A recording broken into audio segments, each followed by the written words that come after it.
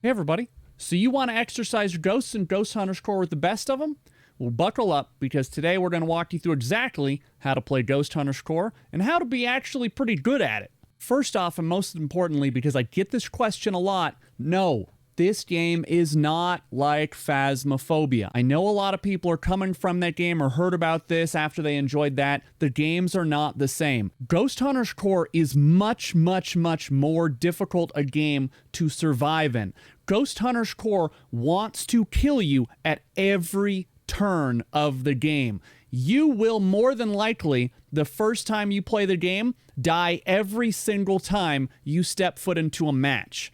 We're going to try to help you survive maybe just one of those times. So what do you do in Ghost Hunters Corp? The first most important thing is that we're not here to just identify a ghost. We actually have to exorcise the ghost.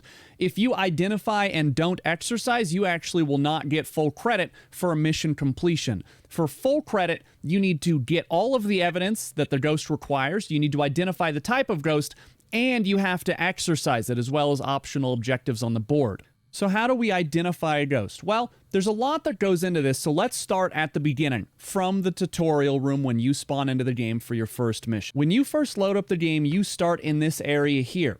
This is called your home base. You'll notice it has a contract board similar to Phasmophobia, as well as an RV that you're going to hop into to take off on your first mission. There's also a tutorial area where you can go in and view each of the different pieces of equipment and how they work.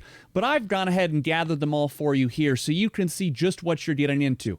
Every single piece of equipment in this list is useful for one thing or another, and you're going to end up using it at some point in one of your various missions. There's a lot to go over here, so we're going to break this down piece by piece.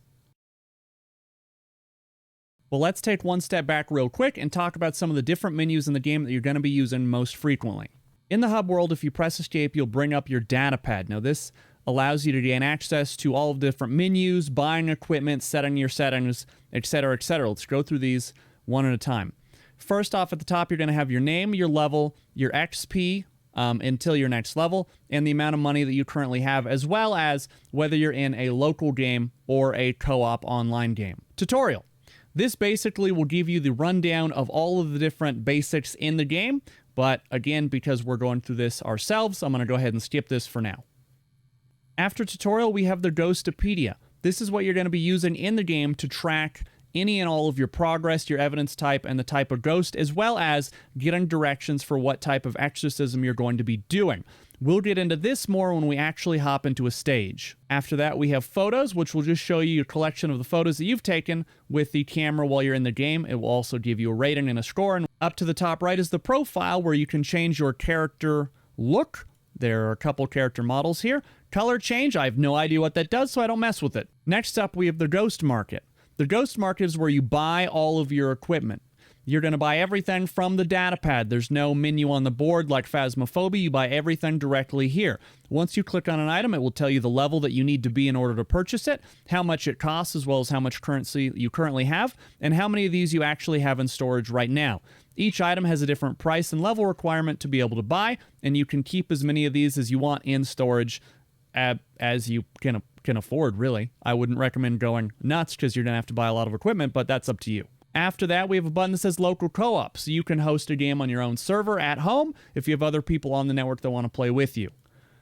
If you're not, though, and you want to play online, as do many of us, you're going to go to Steam Co-op, and you're going to create a lobby there, and that will allow people to join your game from the Steam friends list. I'm very much hoping that they're going to have an online lobby that you can just join games. At the bottom, you can do keyboard and mouse, so you can select your keys, your sensitivity, what the buttons do, etc., etc. The options menu, you have a low and a standard render, as well as your resolution and your general volume. That's all in options. The options are pretty sparse right now, and so, again, I would just recommend setting it to low render, set your resolution, and get going. The microphone button. You should be able to see your voice being transcribed here if your microphone is properly working. And you can reset it right here. If that doesn't work, well, then you're going to have to restart the game, because when the game starts up, it asks you what microphone you want to use. In case you're ever curious if your microphone is or is not working, you can try this menu in-game. Just make sure that the text is picking up what you're saying. And that's pretty much it for the menus. Now we're actually going to hop into a real game and start talking about your equipment. Let's first start with all of the lamps. Here is your standard issue flashlight. This can be used in either the left or right hand, as well as illuminate an area in front of you. It's a flashlight. There's nothing fancy here. It lights up areas that were previously dark. You're probably going to want this on every single run. This is a standard issue floodlight. It sits in one place and illuminates a great deal of an area with a very, very powerful light. It is not mobile. You set it one place and you forget about it. I've never once brought one of these into a mission. This is a floodlight lamp. It's not a headlight, even though it does say headlight. This is just a very, very powerful flashlight. You will not be able to use this in any other hand. This can only go in your right hand, and it's for very, very dark places. This is probably not going to be used very much because you need hand space. Hand space is very limited, and you need to carry a lot of stuff with you at all times. Now let's talk about our cameras. This is your standard camera that you'll be walking around with most of the time in the game. It features a night vision mode as well as a regular mode. You can take photos with it, but most of the time you're going to be using this to walk around and locate ghost orbs or hidden objects. As you can see here, you can just walk around with it in your hand. By middle mouse clicking, you can activate the night vision mode, or you can leave it in standard mode. And the biggest use of this camera will be to locate invisible items. As you can see on my screen here, there is a pentagram or a pentacle on the ground here that you can't see regularly, but the camera actually can pick this up. The same is true for cursed invisible objects.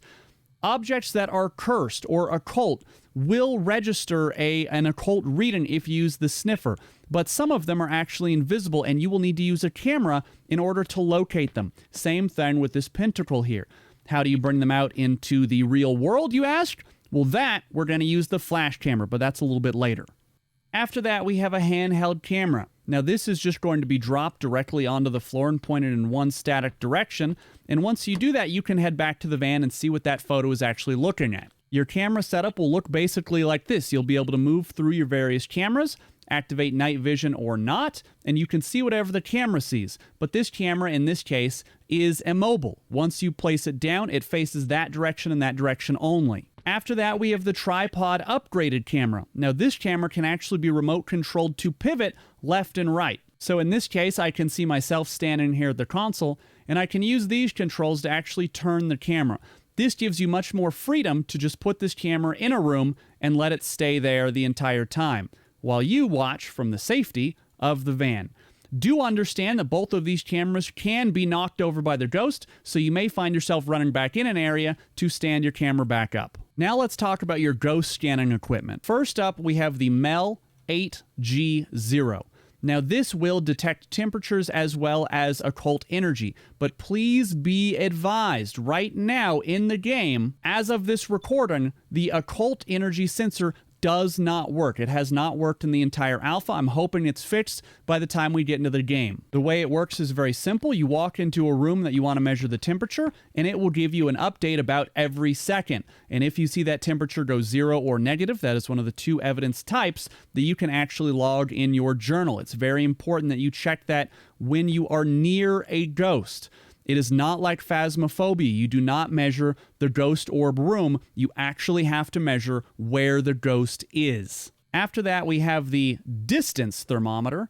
Now, this is going to be able to register temperatures at a distance, so you don't have to stand directly next to the ghost. In order to use this, you're going to want to walk near an area that you want to register, and you'll just right-click and it will take a temperature. It is not always on. If you continually point this in different directions, it will not take a new temperature. You have to right-click for it to get a temperature for you. As you can see here right next to this, it shows a temperature of 0. If I were to place this at a ghost and measure the temperature, you will get an ER.0 reading. That is actually one of the goals on your board almost every single mission, to measure the temperature of a ghost and get an ER0 rating.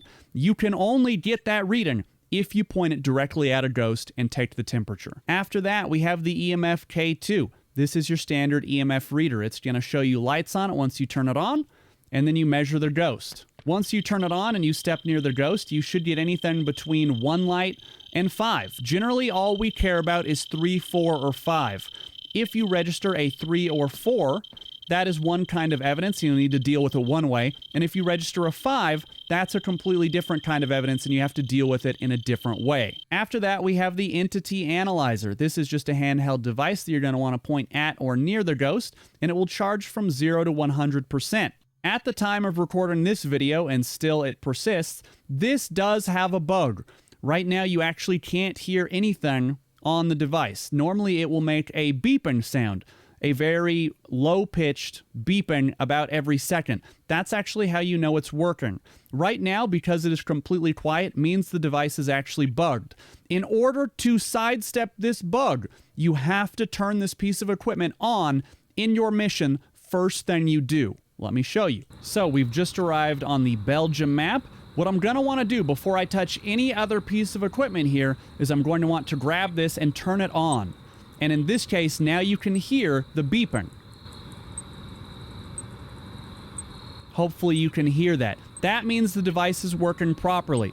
If you grab or touch or mess with this other gear before this, you run the risk of breaking it and having it not work for the entire round. And that is a huge issue, because this detects a lot of different kinds of ghosts, and that will affect the way you have to exercise it. So please, at the time of this recording, make sure that you turn this on first. Once you know that your analyzer is actually working properly, all you do is turn it on and you walk near the ghost. The closer you are to the ghost, the faster this signal will charge. If you walk away, as you can see, the percentage drops down until it's no longer scanning. It doesn't matter if I point this at the ghost, it really is a distance kind of signal. All you have to do is usually drop this on the ground, right near where you think the ghost always is, and it will continue to scan for you so long as the ghost is there. And you can just leave it on the ground. As you can see here, it's still scanning 72. Once this is done, this will tell you what the scan reveals. In this case, we're going to see a 1 in L120 scan when it completes. And there we have 1 in L120. The different kinds of scans that it does will determine what kind of exorcism you have to perform on the ghost. Also, please note that this may not always work. Some ghosts do not have an entity scan evidence type, and so this will never register anything at all. If you're near a ghost and you don't hear this charging at all, probably means you don't have that kind of evidence. After that, we have the Occult Sniffer. The Occult Sniffer is a handheld device that, when turned on and when you get close enough to an object that is cursed and or haunted, it will ping kind of like a Geiger counter, letting you know that that particular object is haunted. Once you turn it on and walk over to an object that is actually cursed or haunted, you'll see the Geiger counter starts going off, letting you know that an object in the vicinity is actually cursed and or haunted. You're going to want to take that object back with you in the van, or in the case of a revenant, you're going to want to blast that object with the Neutrino Gun, which is one of the type of exorcisms. As you can see over here, there's also invisible cursed objects. This means that an object will always ping your meter, but you may not see it. And again, we're going to need to get those objects to show up, and I'll explain more about that when we get to the camera flash item.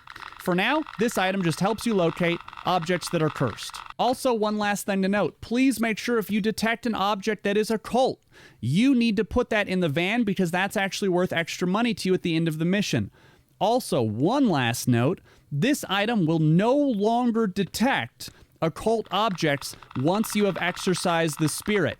So if you choose to wait until the end of the mission to try and walk through your area to detect occult objects, you will not be able to. You have to do this when the ghost is still alive in the house. Now let's move on to our 4 tools that we have available to us. This is your automatic writing book.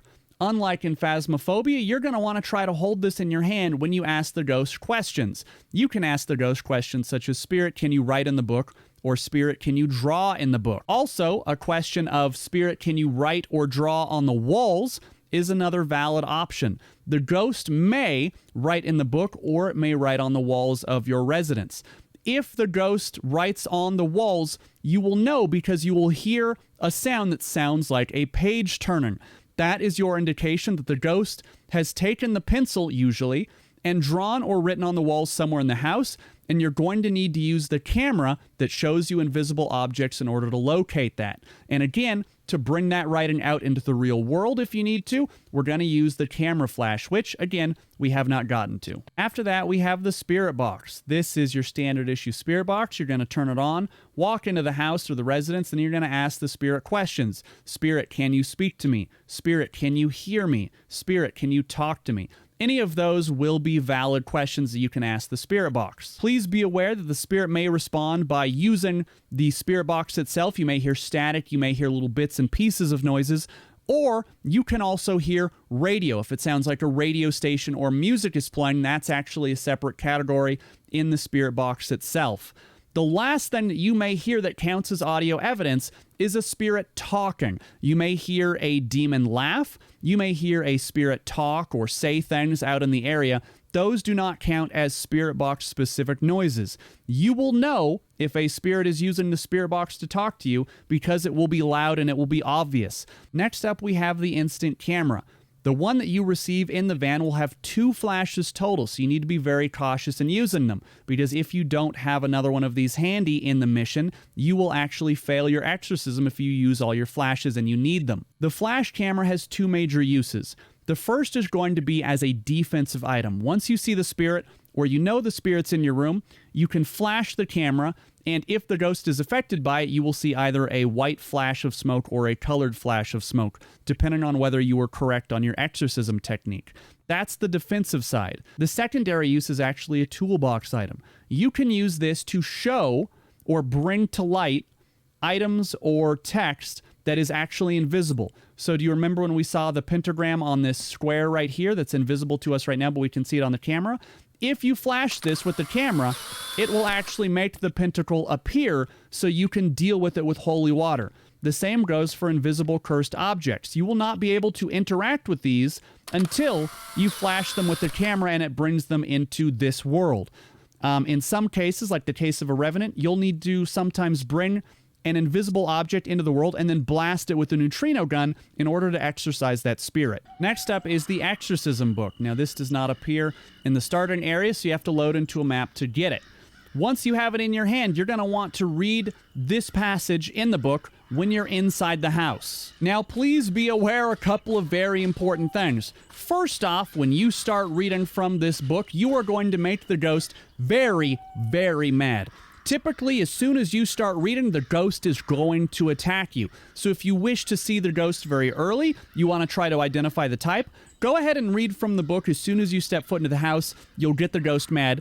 Chances are you'll probably die if you have no defensive items. Let's see what that looks like. You who haunt this place, in the name of the Lord, I command you to go back to where you came from. As you can hear, the ghost is already very upset at us. You could hear the footsteps coming straight toward us. The ghost was in that room. Now, we stopped reading, and I can actually see the ghost up there. It looks to be a shadow.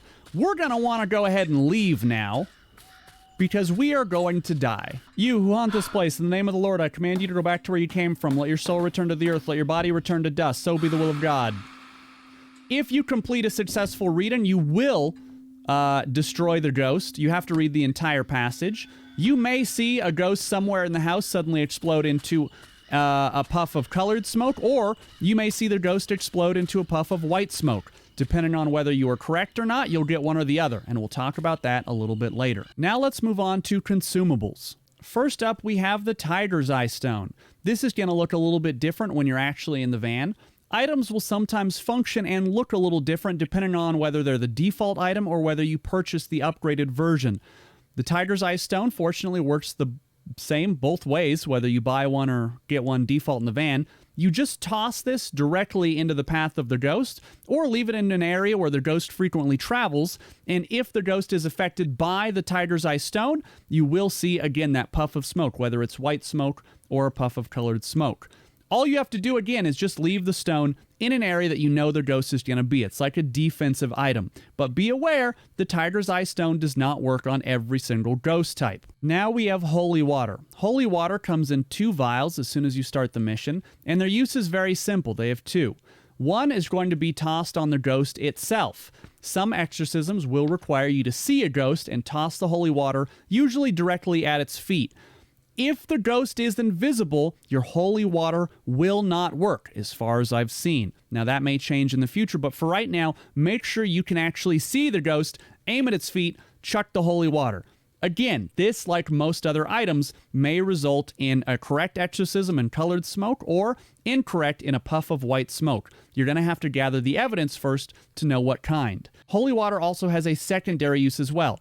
If you have discovered a pentacle through the use of the camera and then brought it to light with the use of the flash camera, you can toss holy water directly on it, and it will actually destroy the summoning pentacle. Now, this is some ghost's requirement for exorcism, so please be sure you're taking the correct evidence and finding out what you need to do. After that, we have incense sticks. Incense sticks are just like they are in Phasmo. You walk into a room, you're going to go ahead and light it, and then you're going to toss it on the floor if you know that the ghost requires you to do that in an orb room, or you may have to light it near a ghost and toss it on the floor or hold it in your hand if that is the exorcism evidence type you have. This is another one of the items that will look different based on whether you're using the default incense stick or whether you bought one. Again, they work the same, they just look a little bit different. After that, we have a coarse salt crystal.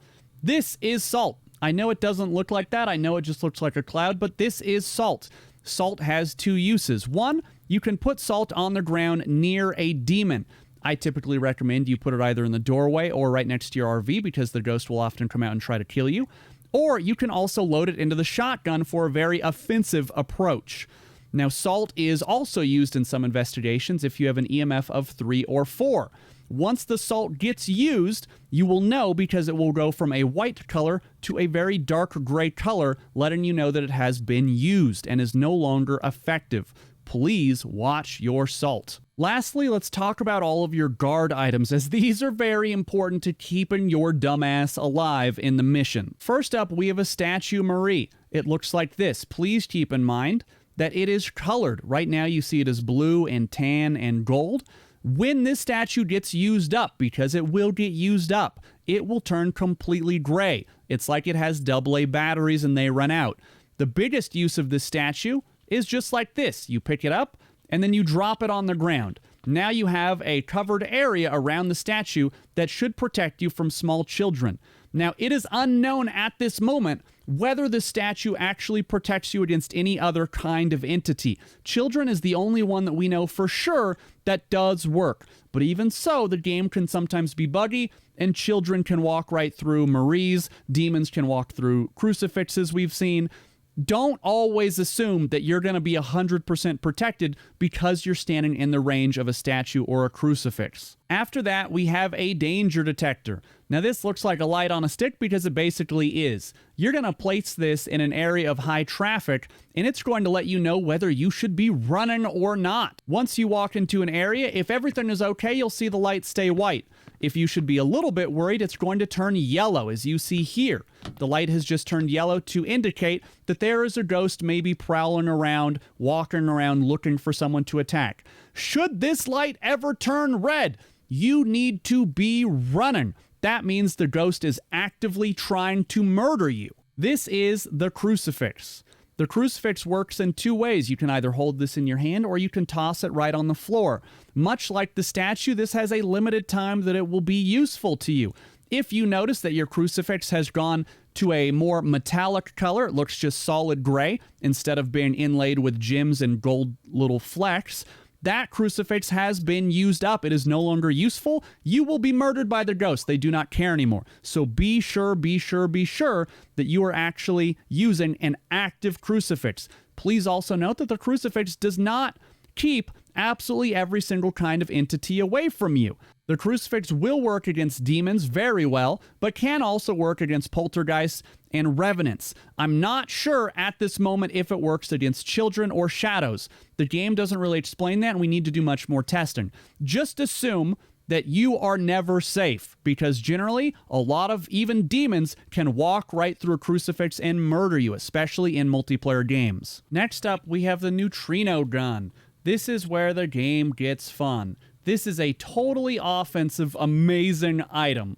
Basically, you just point this at the spirit and you blast away. but there are a couple things that you need to keep in mind. First thing you're going to want to keep in mind is that this gun has a limited charge. The one that the van provides for you in default only is going to last a little while, so please be cautious with how you're using it, because again, you will run out of charge and you will die. If you choose to buy the gun once you reach level 20, it actually is a self-charging gun, meaning you'll be able to fire it and fire it and fire it, and it will recharge itself. But it is expensive, and if you die with that gun outside the van, you will lose it and you'll have to buy another. There are two uses for this gun. One is shooting the spirit directly. Now, some spirits will require you to shoot them directly, because that's their default evidence type. So a poltergeist, you would need to shoot directly with a neutrino gun, and you'll see the colored puff of smoke. The secondary use is for blasting cursed objects that are tied to usually a revenant. A revenant is tied to one specific object in the house. You're going to use that occult meter we talked about earlier to find the object, and typically it will register a solid 5 or almost solid 5 to let you know that that is the object that the revenant is tied to. And then you're going to want to blast it with your neutrino gun. Once you've done that, you should see an explosion of colored smoke, and that means you exorcised it correctly. You do not have to see the ghost in order to blast it with the neutrino gun. If you know that there's an invisible ghost in front of you, you can still blast it, and you will see the smoke if it worked, and you hit it in front of you. So that will let you know that it actually worked. This gun is awesome. Last up, we have the Salt Shotgun. The Salt Shotgun is for anyone who's tired of waiting for the ghost to walk across their salt and want to get a little bit offensive, want to get things done their way a little bit faster. Salt Shotgun works pretty much as you suspect it would. Load up salt into the gun, point it at a ghost, blam. Please be aware that it is kind of difficult sometimes to actually load the salt into the shotgun. Sometimes you have to pick up the salt first, then the shotgun, middle mouse click, and then it will load. You just point it at your target, and boom. Now, if you shoot a ghost with the Salt Shotgun, you should see, again, a puff of smoke, meaning that you did neutralize the ghost. And once again, as I keep stating, a colored puff of smoke means that that was correct. A white puff of smoke means you were incorrect. Salt Shotgun, not really fancy here. Point at ghost, pull the trigger, boom, you're done. Now that we have discussed each of the items by itself, let's talk about how these all play into helping you actually identify and neutralize and exorcise a ghost. To select a mission, you're going to walk up to this board that says List of Contracts and My Team. You'll be able to see yourself on the right-hand side of it, as well as your level and character icon. But what we're interested in is this button that says List of Contracts. Once you click that, you're going to be presented with a couple of options. Currently, there are only 3 maps in the game. We have USA Lost House, we have France, and we have Belgium. Now, each of these maps is completely different. USA Lost House is a very small area. It's a 2-story house with just a couple of rooms. France is a much larger map with about 15 different rooms and 3 entire stories to explore. And Belgium is actually a large castle that's been run down. And so there's lots of, there's quite a few different stories. There's a crypt, there's the upper floors, there's the courtyard. And so it's very easy to get lost. But to start out, you're going to want to select a mission. So there we go. We've selected USA Lost House, and it tells us that this is currently a simple investigation. There are currently 3 levels of investigation. You can have a simple, you can have a paranormal investigator, or you can have what they call extreme. For now, we're going to focus on simple, and we'll go into the other 2 later. Once you have selected your contract, there is no go button. You just leave it on the board right here, and then you walk on over to the RV. Once you get to the RV, and once you get okay, hold on. There we go. Once you get to the RV and open the door, you walk on inside, and then you go ahead and click go on the console here, and it will take you on to your first mission. Okay, so you just loaded up your first mission, you're excited to go, you're excited to identify the ghost and get to exorcising. What do we actually do first? We know what each of these items does individually. Now we have to actually put it together and make our investigation work. So what's the first step? We just arrived on scene. If this bug still exists, again, the first step, grab this, turn it on.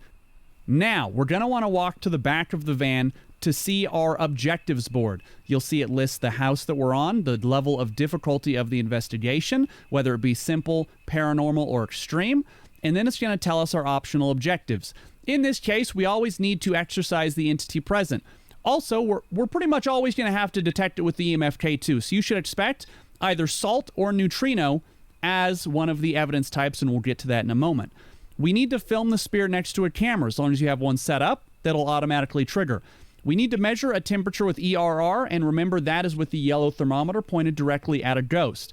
Lastly, measure a 0°C temperature above 10. That objective is going to be broken, as that needs that item that doesn't currently work. Once we know all of the objectives that we need to do, we can go ahead and start setting up a kind of safety perimeter.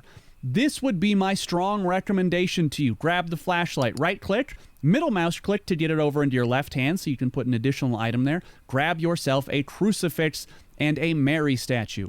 This is the best way to start your game because you do not want to die instantly to a ghost.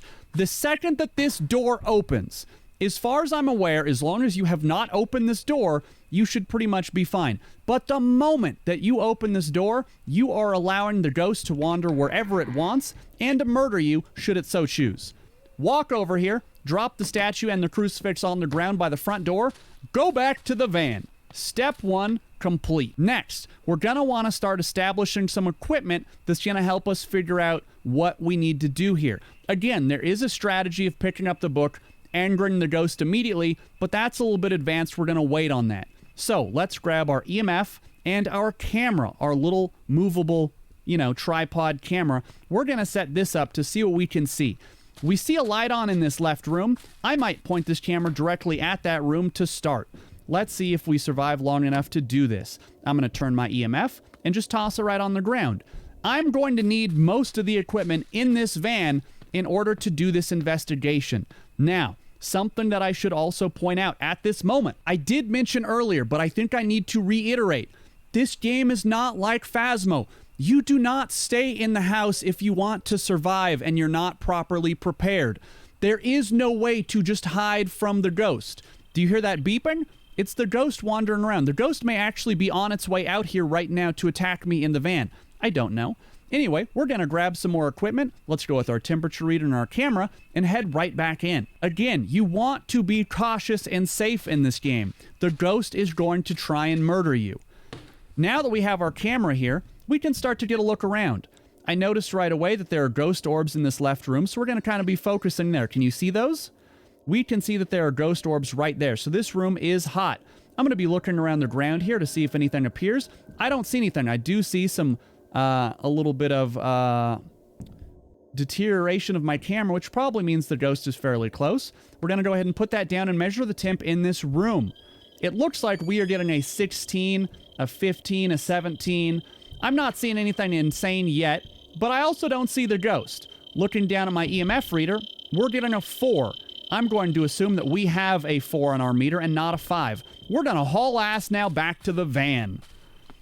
We know that the ghost is very, very close to that area, and so we're trying to play it safe for our first investigation. So, we already have some evidence. What do we do with evidence? You see this?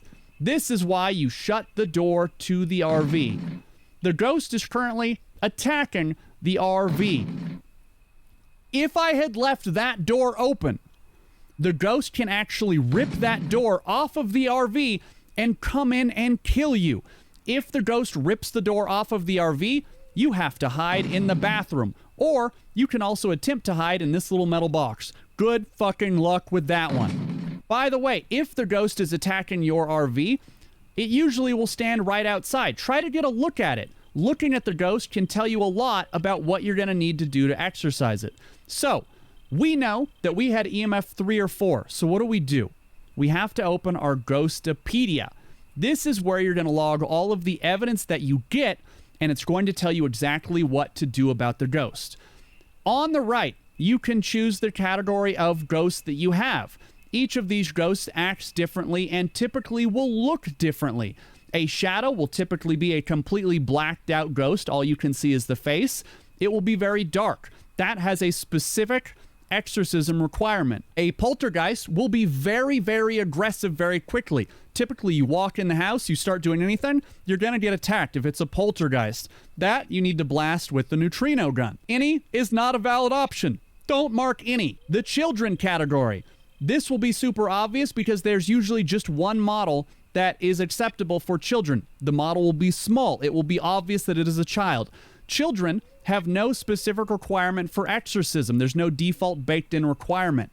And you'll see this when you click this to see how to exorcise it. You'll see that this is blank. The demon, you'll always know a demon because if you ask the spirit to talk to you, you will hear a laugh. It may be a high-pitched giggle, or it may be a very low-pitched demonic laugh. You will hear it. It will be obvious. Demons need to be exorcised with the book. You need to read the entire Exorcism book without interruption inside the house. Anyway, we have no idea what kind of ghost it is yet. We're going to leave that blank. But we do know that we have EMF 3 or 4. We saw that on the gauge. So, EMF. We don't have enough evidence because we don't know what kind of ghost it is. Sorry. We don't know what kind of ghost it is here, so it's not going to tell us any information yet. So we need to get some more info. Let's continue our investigation. Let's grab the book and the EMF device. It would also be good at this point to check your items. We can see that our crucifix has been completely burned. This crucifix no longer works. We're going to go ahead and back up slowly, and we're going to run our asses back to the van to go get another one. Because that crucifix has burned up, it means that it is no longer keeping us safe. How do we spawn more equipment? Head to this computer, select crucifix, hit spawn. It will drop you another one in this box right here. You can take it inside with you. We'll drop that for now, grab our crucifix, and we'll walk back. I've dropped my new crucifix in the doorway. I'm taking this one back to the van so I can show you very super clearly what it looks like when your crucifix has been used. And again, shut that door. So we see now this crucifix has been used. It is gray. You see no gems, no inlay, no nothing. It is completely burned. Here is a crucifix that still works. It's gold, it's shiny, it has gems and inlay. Here's a crucifix that has been burned. This one is still good. This one is not. Please check your crucifixes. We're walking back into the house now. We have a couple more pieces of equipment that we're going to want to use and see if they work. Let's turn on our spirit box. Let's ask the spirit. Spirit, can you talk to me? Spirit, can you hear me? Spirit, can you speak to me? So we immediately got a laugh. That tells us exactly the kind of ghost that it is. We're going to want to log that in the book and then figure out our next step. So, open the Ghostopedia. We go to Demon. We heard a laugh. That is specifically a demon trait. If you get the demon trait, you already know that you have audio-proof voice in the house because we heard the voice somewhere in the house, and that will now give us enough information that we can start to exorcise the ghost if we want. Because we had EMF 3 or 4, we actually need to use salt. Please keep in mind if you had EMF 5, you would have to zap it with the Neutrino Gun. Your evidence determines what action you need to take on the ghost. In this case, we saw 3 and 4, and we heard a voice in the house.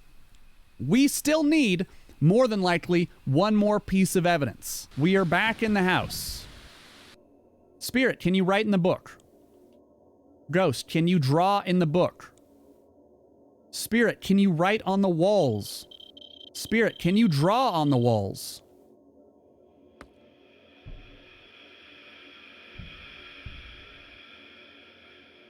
If you hear a noise like that, pick up a crucifix. It means the ghost may be waiting to attack you. It may be getting ready to come and murder you, and so just be cautious. I did not hear the book. I did not hear the book page turn. I did not hear any writing anywhere in the house, but the demon is letting us know that it is nearby. Let's go back to the van and see what else we can get. At this moment, we're really waiting for either temperature, written evidence, or an entity scan. If we get even one more piece of evidence, if we hear the ghost write, or if we get a temperature that's very low, then we no longer need to search for evidence, because on simple, you're only going to have a maximum of 2 to 3 pieces of evidence. So let's spawn our other thermometer so we can actually get a better reading on this. That's this thermometer. And we'll go in and see what we can find. Remember, we need to measure the temperature near the ghost itself. Or if we want to complete the optional objective, we're going to have to measure it on the ghost itself. Spirit, can you talk to me? Spirit, are you here? Spirit, show yourself. Spirit, come get me. Spirit, come get me. If you would like to get the spirit mad, you can ask it to come get you. That is almost a guaranteed way to have yourself be instantly murdered by the spirit. Asking it to come get you is a very dangerous move, as you'll see in a second. The ghost is definitely right on top of us. We're getting a lot of activity on the EMF. The crucifix is actually keeping it away from us, I believe. And I'm trying to get a reading on the temperature. Right now, I'm not really getting anything, but I did just notice I'm being attacked. There's the spirit right there. We got an ER rating. We're also measuring the temperature around the spirit, and we're not getting anything at all, meaning that this temperature does not have, meaning that this ghost does not have a temperature facet to it. Temperature is not one of the items that we're going to need to do. But if we check the board now, we can see that we did measure a temperature of ERR because we used that directly on the entity. This is telling us a lot. We now know that we don't have to worry about temperature. We measured it right next to the ghost. Nothing changed. And so either it's an entity scan or written evidence. Unfortunately for me, my entity scanner is bugged. Somehow it broke itself in the process of actually getting this done in this tutorial, so I can't use it. Thankfully, I know the two ways to actually exorcise the ghost based on the entity scan. Either we're going to need to flash it with the camera, or we're going to need to get it close to an incense stick. And that's fine. We won't be able to nail down the exact scan on it, and so that will lose us some points, but we can still go ahead and exorcise the ghost. If you check this, if we go and we were to say 1 in L120, it would say bring it close to a tiger's eye stone. If we say 9P none, that's also tiger's eye stone. DXE900 is going to be a flash with the instant camera, and 9P350 is going to be a flash. So we know that no matter what, with the entity scan, it's either going to be a flash or a tiger's eye stone, not incense as I'd said before. But now we can actually start to exorcise the ghost. We know that there's only going to be 3 pieces of evidence. We don't have a scan, and I haven't heard any kind of writing, so I'm guessing that because of my bugged item, it more than likely is a scan. We already know that we did have a voice in the house in 3-4, so we're going to need salt, we're going to need the Exorcism Book, and more than likely, either Tiger's Eye Stone or the camera flash. So, what do we do with the Tiger's Eye Stone? We can put it down right there if we want to, but keep in mind that your crucifix is going to be preventing a ghost from walking to a specific area. So, if you want the ghost to walk on your Tiger's Eye Stone, don't put your Tiger's Eye Stone directly on your crucifix. Now, we can test to see if camera flash is actually effective. How do we do that? Well, we got to get the ghost mad at us. You who haunt this place, in the name of the Lord. Ghost, come get me. Ghost, come get me. Spirit, attack. Ghost, come get me.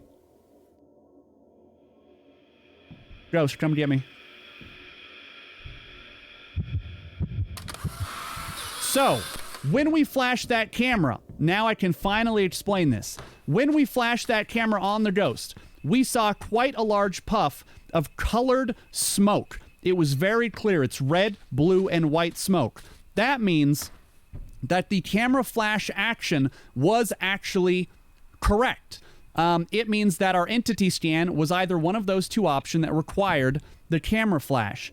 If we saw white smoke, only white smoke, that would mean that that was ineffective.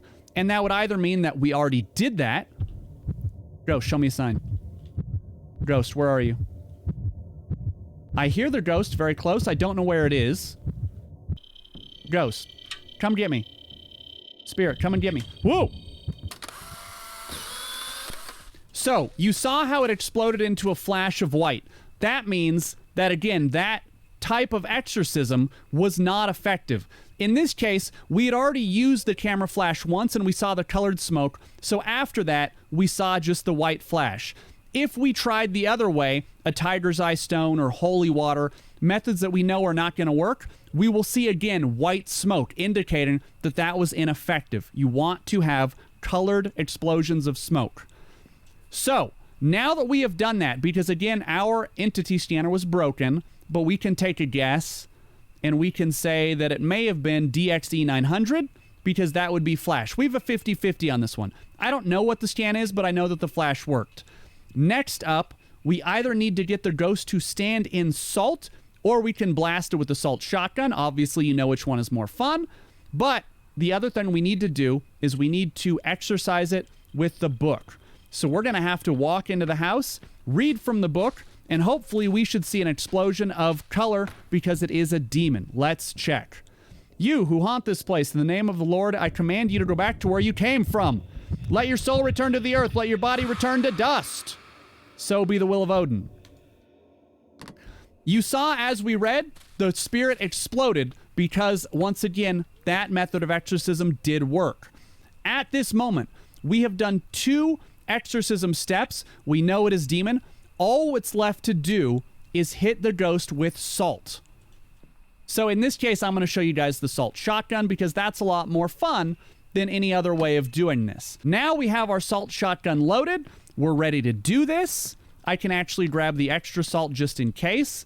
We're going to want to wait until we actually see the ghost in front of us before we pull the trigger.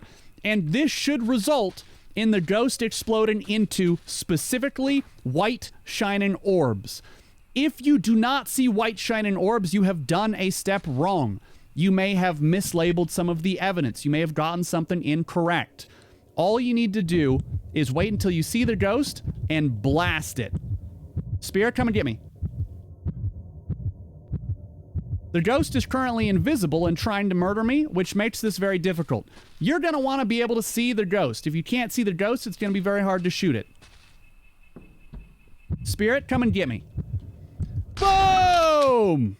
So I saw it on the wall, I knew it was there, I took aim, and I shot with the salt shotgun. You also could just chuck the salt at it with the right click, and you'll know that you'll see the white sparkling orbs. We know that this house is now clear. So, what can we do now? At this point, because we did not use the Occult Sniffer to sniff the house, it will be pretty much impossible to locate the cursed objects. It could be something like this. It could be this record player. We won't know because we can't scan them. You could just take every object in the house at this point back with you and try to get lucky with that. But in most cases, you're going to want to walk around the house with your Occult Sniffer before the exorcism is complete. Again, that's going to make your life a lot easier. But we did it. We've exorcised the ghost. We had to guess on the entity scan, but again, the exorcism steps are always the same no matter what, as long as it's one of those.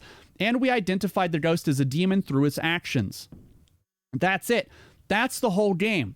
Now, a couple of things. You know, we can walk around freely now, and you'll know that the exorcism has happened correctly because the ambient music, that hum, is gone. You'll notice that the house is actually totally silent now. And so we can walk around and explore. We can take stuff if we want. You don't have to worry about being attacked by the ghost now because, again, we've exorcised it. I'm just going to take this statue back with me just because I can. If you do not exorcise the ghost, and this is important, if you do not exorcise the ghost and you have brought special equipment with you, make sure you put it back in the van before you leave. If you're just giving up and you're taking off, any of the equipment that you spawned here, if it is outside that door when you leave and you have not exorcised the entity, you will lose that gear. You do not get that back. You'll need to buy it again. If you successfully exorcise the entity, you can leave all your gear wherever you want. You don't have to bring it back with you. And that's pretty much it. We've located the ghost. We exorcised it correctly. We identified all of the different methods and ways that we needed to do the investigation. Obviously, there's much more here to the game. There are other steps we didn't use. We didn't have to use the gun. We didn't have to use holy water or the incense sticks because we didn't have those types of evidences. That is the basics of the game. That is how you go from start to finish, to start a match, to solve it. There's a lot more involved. Like I said, there's a lot more little steps, little tricks you can do. Let's go into now a couple of things that are going to make your life easier. Little tricks, not necessarily exploits, but things that will make your life easier. First, let's talk salt and tiger's eye stone. By placing the salt and tiger's eye stone right in the corner of where the door makes a 90-degree angle with the van, the ghost will almost always stand right here to bang on your RV if it is attacking you outside. that means you have a guaranteed way to get it to stand directly on salt and a Tiger's Eye stone at the same time. Now, they may not both work at the same time. The ghost may have to make a couple of trips, because if it touches the salt, it's going to explode, and then the ghost will have to come back out to stand on the stone. But this is a good way to know that the ghost is going to stand at some point in this one spot. It's a great spot to put it. Another trick, when the ghost is beating on the RV, this is very important. You can often see the ghost standing right there. If the ghost is right outside your door and you know you need to hit it with holy water, you can actually just step right out, chuck this right there, because the ghost is usually standing there, and often get a very quick exorcism. Same thing with incense sticks. You can drop that right there where the ghost might be, as long as it's actively attacking the van. And the photo camera, except the photo camera, you can actually just have this door closed and flash the ghost through the window, leaving you totally safe to see if flash is actually something it'll need to do. As I said before, sometimes the camera can be very valuable to you based on what kind of evidence you have. If you need to scan a house with the camera, I highly recommend you drop your flashlight. Why is that? Because, and by the way, you still will see orbs even after the ghost is gone. If you have a flashlight, not only does it make your night vision on your camera pretty much impossible to use because of the bright light, but you also have no defense. If you have a crucifix in your hand, however, you can walk around any room and you'll still be able to see because your camera has night vision. This way you have some defense against the ghost with a crucifix in one hand, and you have your investigation camera in your other. This makes you much, much, much more safe than walking around with a flashlight and a camera. Please, please, please have a crucifix ready at all times. Again, you'll be able to see where you're going as long as you turn the night vision on the camera on. Let's head back and see how we did on the official board. We've put all the evidence into our book. We made sure to log the correct ghost type. We get back and we don't immediately see a board. We have to walk in here and we can see how we did. So we actually mislabeled it with our entity scanner. It was actually the other one, but it was still a flash, so we got only 2 out of 3. We did lose a little bit of money because we mislabeled it, so the game will punish you for that. But everything else we got correct. We exorcised the ghost. We knew it was a demon. We didn't get any pictures. We didn't get any occult objects, but we did get some EXP and money. Let me show you now an advanced tip. Let's just say you loaded into a map just like this and we're ready to go. And we want to do a really quick investigation. Maybe we want to get some information right off the bat and have something good happen for us. Grab an incense stick and your exorcism Bible and pray that you are faster than the ghost you're about to upset. Walk right into the house. This will give us some quick information, as well as, well, it'll be fun. Light your incense stick, toss it on the ground, pull out your book, and start reading. You who haunt this place, in the name of the Lord, I command you to go back to where you came from. Let your soul return to the earth. Let your body return to the dust. So be the will of God. If you just saw what happened there, if you weren't paying attention, I actually just exercised 2 of the steps that this ghost required out of 3. As soon as I walked in there and pulled out the book, it got angry and walked into my room. I had already lit the incense stick, and so the incense stick went off, and you saw it explode into the color flash.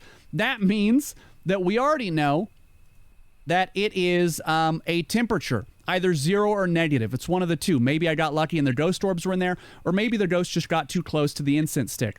Also, we were able to read from the book, which means it's a voice in the house kind of an evidence. We also were reading the book, we finished it, and we got another explosion color flash, which means we know we have some kind of audio proof. I don't know which of the 3, but I know it's that. So already, this means it could be, and is fairly likely to be, a demon, because a demon automatically, this evidence will always work against it. We're not sure yet, because we haven't investigated any further, but I have my guess. Being that we got immediately attacked, I actually want to say that it's a poltergeist, but again, I'm not sure on that either. But because we already did 2 of the 3 things, we know that there can only be one more kind of evidence. And thankfully for us, we always have to detect a spirit with EMF K2. And by doing so, that means we know that it's either going to be assault or blasting the entity with our neutrino gun. We're just going to make a guess here, take them both with us.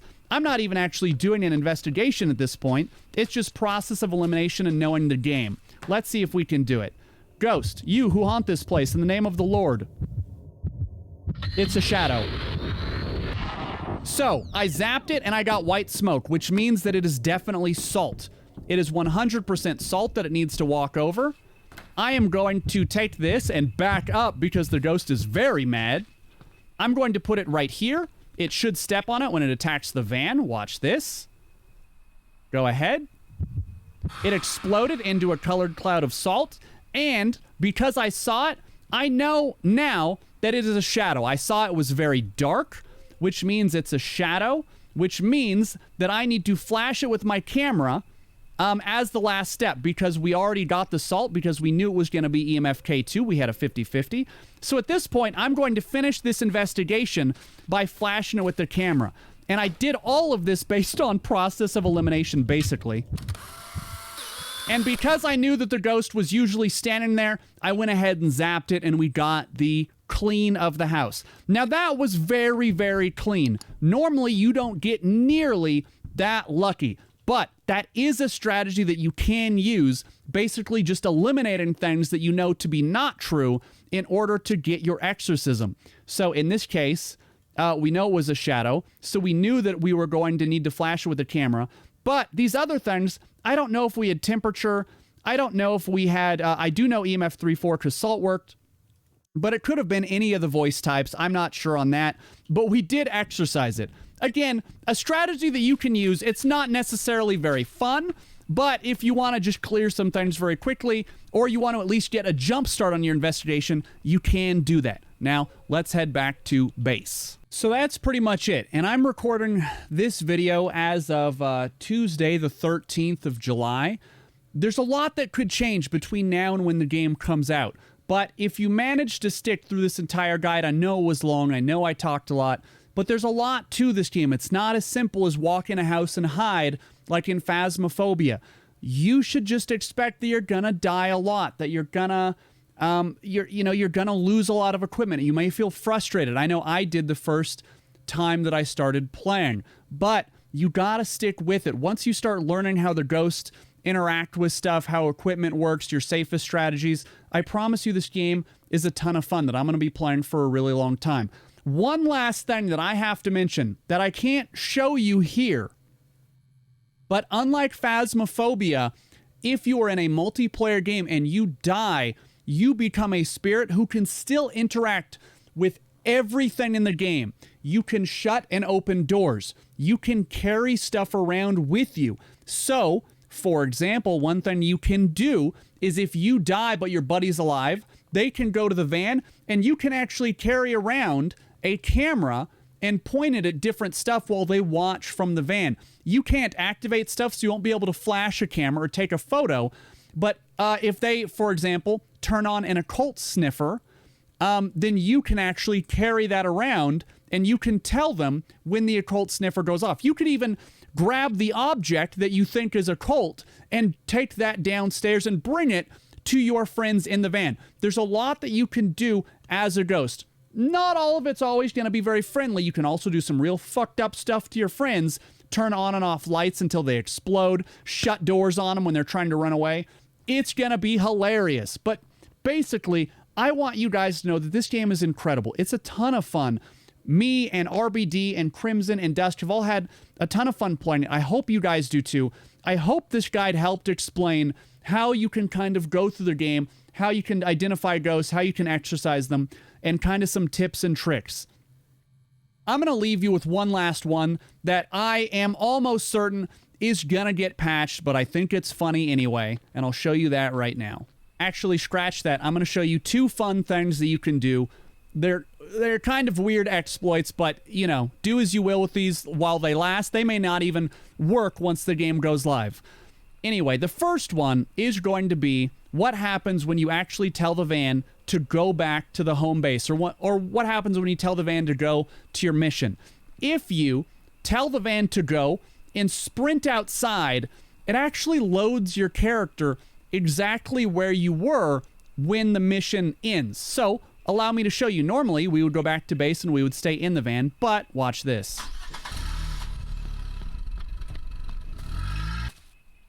Because I ran out of the van as it was loading, I am going to now load into this map where I was when the game loaded. And as you can see, I'm way outside of the map. This is the home base tutorial area, and I'm way, way, way outside of it. That's the entire map. If I keep backing up, I'm just going to fall off, and there goes the entire map. They need to fix that, because you can get yourself stuck, and you won't be able to progress the game.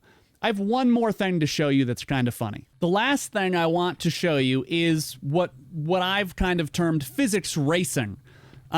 In Ghost Hunters Corp, you can interact with a lot of objects, and some of the objects have properties that allow them to affect other stuff. You see that this hits this wall and you can't move it through.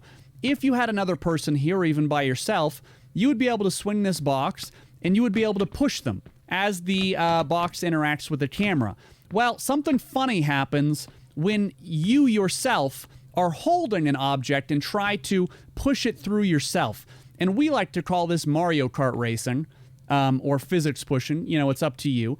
But if you get this box stuck behind your character and you try to pull it through yourself and you quickly look the other way, it will actually send you on the fastest path, because the item itself is attempting to move through your body, which pushes your character model, but because it can't move through you, it just pushes you. And so you end up being able to move very, very quickly. Let me get a good one here.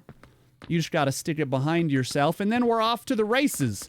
And then you can move way, way, way faster than you should normally be able to, because again, you're sticking the item behind yourself, and physics is just pushing you along your path. Now, can you use this to do some crazy fucked up shit in the game?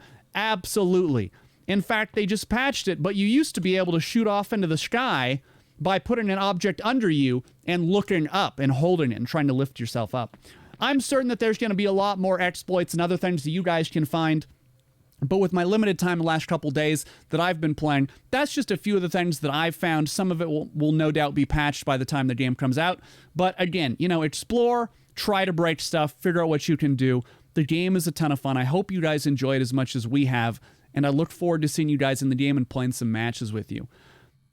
This is really the first of this kind of video that I've ever made. I hope it was helpful.